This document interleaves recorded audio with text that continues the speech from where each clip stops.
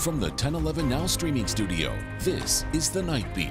Sponsored by Pella Windows and Doors of Lincoln. Good evening, I'm Danielle Shenk with your headlines for Tuesday, September 2nd. Two men are in custody after police say they assaulted and robbed a 44-year-old man this morning near 19th and Garfield. 26-year-old Gabriel Olivas and 36-year-old Jesse Robles stole the victim's car and phone, which were found about 10 minutes later near 53rd and Woodsview Drive. Witnesses saw the suspects walk away before officers arrested them at a nearby home, along with another person wanted on an unrelated warrant. The victim suffered head and neck injuries but got his car and phone back. Out west, a Grand Island man arrested after a 3-hour standoff last week now faces felony charges. 64-year-old Dennis Acker is charged with kidnapping, child abuse, and obstruction after barricading himself and his son in a central Grand Island home last Wednesday, refusing to turn the boy over to DHHS. The boy was later released, and police used non-lethal gas to take Acker into custody. He's being held on a $100,000 bond.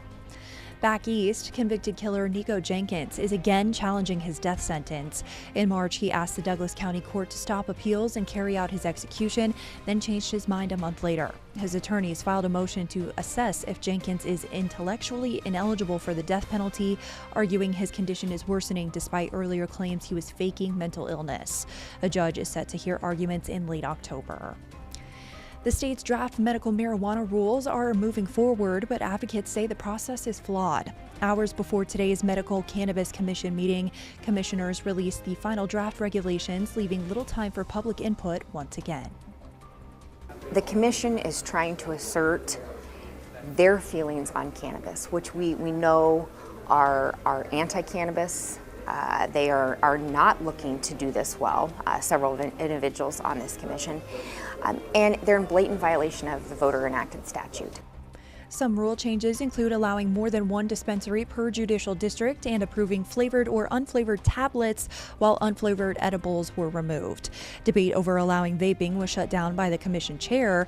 Now commissioners must have the system fully operational by October 1st.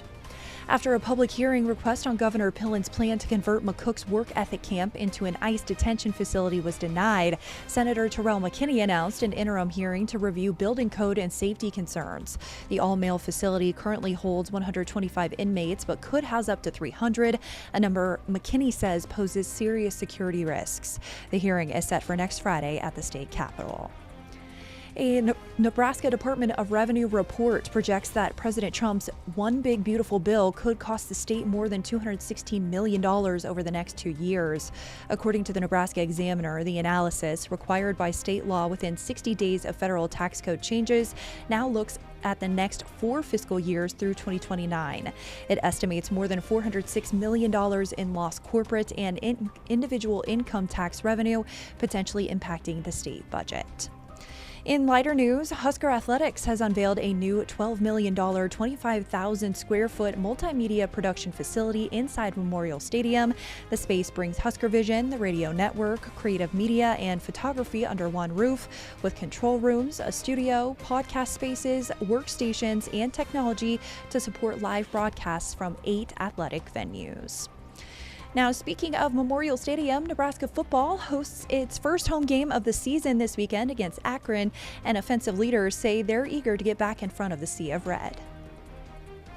It's a special place. I know every time we practice in the stadium, it's even though nobody's in there, it's a special feeling. And obviously, when we run out there to kind of just play even keeled and keep attacking the way we've been attacking. Excited about our opportunity Saturday against Akron. It's a different defensive structure, so we can do some different things, and so that's going to be a good opportunity for us to be able to work on some things.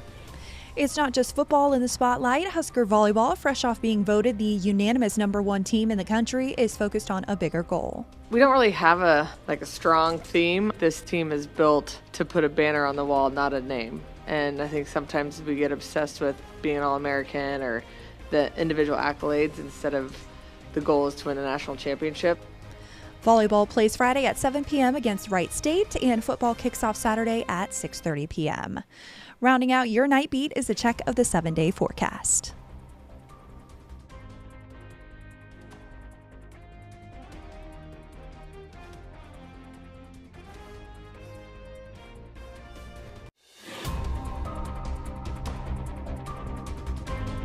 You've been listening to The Night Beat. Sponsored by Pella Windows and Doors of Lincoln. Watch, listen, and stream on the 1011 app on YouTube or wherever you get your podcasts.